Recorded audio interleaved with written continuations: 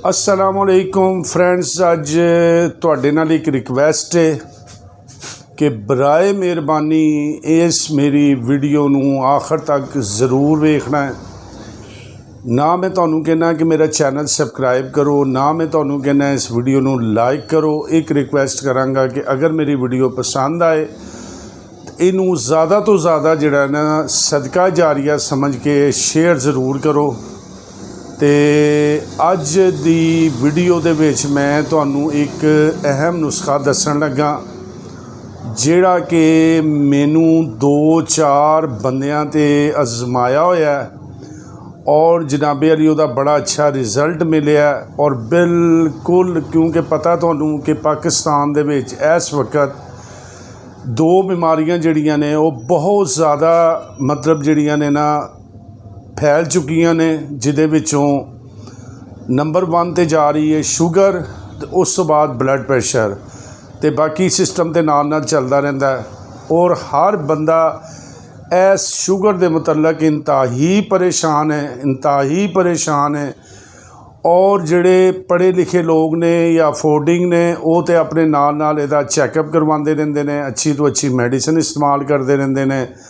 लेकिन जिहड़े गरीब लोग ने या मौजूदा महंगाई के हथों पिसे लोग ने वो इहदी दवाई रैगूलर इस्तेमाल नहीं कर सकते, तो वो मुख्तलिफ इहदियां पेचीदगियां होंदियां जिहदे विच मुबतला हो जाते हैं।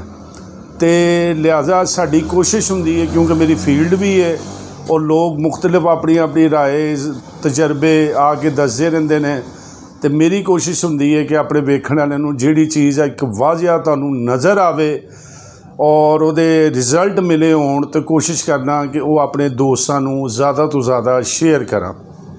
हुण मैं तुहाडा ज़्यादा टाइम नहीं लवांगा।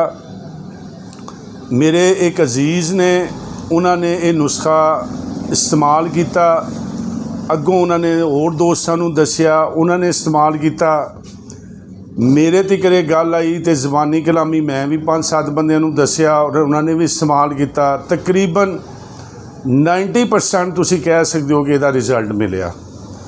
ठीक है, मैं पिछे भी 1-2 वीडियो अपलोड कीतियां ने शुगर के हवाले नाल, ते तुहाडे अगे रिक्वेस्ट करना कि शुगर की देसी दवाई जिहड़ी है ना, किन्ना भी तुहानू देसी हकीम कवे तो खुदा दा वास्ता उन्होंने मैं देना होना कि वो दवाई कदी इस्तेमाल मत करो। देसी तुहानू जिहड़ा बंदा भी दसे, तो खुद तुसी जिहड़ी चीज़ अपने हत्थी बनानी है, आप तुसी इस्तेमाल करनी है, वो एक अलग चीज़ है। बनी बनाई देसी दवाई किसी किस्म की इहदे च इस्तेमाल ना करो। एक गल अज जिहड़ा मैं नुस्खा लैके आया, एक बिल्कुल कोई देसी नुस्खा नहीं, आम रूटीन की चीज़ है, आजमाइए। यकीन करो, मैं बार बार तुहाडे अगे रिक्वेस्ट कर रहा कि आजमाइए और इहदे नाल मरीज़ जनाब, मैं दावे नहीं करांगा कि तुहाडी शुगर जड़ां तो ख़त्म हो जाएगी, तुहाडी जो शुगर रहेगी नहीं, जिस तरह लोग कहते हैं, बिल्कुल नहीं कहांगा। लेकिन इस्तेमाल करा के हल्की फुल्की कोई गोली खा के फिर आस्ता आस्ता गोली ख़त्म करके, तो यकीन करो मरीज़ों की शुगर 140, 160, 150 ते रही है, जिन्हां दी शुगर 350 सी। तो आओ तुहानू दसां कि वो किहड़ी चीज़ ऐसी आ गई है कि जिहदे नाल सारा कुछ होया। तो वो है जनाबे अली एक है बिल्कुल। अज भी मैं अपने घर वासी लैके जा रहा सी, तो मैनू आया कि अपने वेखण वालिਆਂ ਨੂੰ विखावां। ए वेखदे हो पे, ठीक है जी। ये ने काले चने जिहड़े कि असी आम घर च वैसे भी पका के इस्तेमाल करने आ। भुज्जे चने भी जिन्हों मतलब कढ़ाई ते भुन के देंदे उन्होंने भी खाने। ए जे काले चने, ठीक है जी।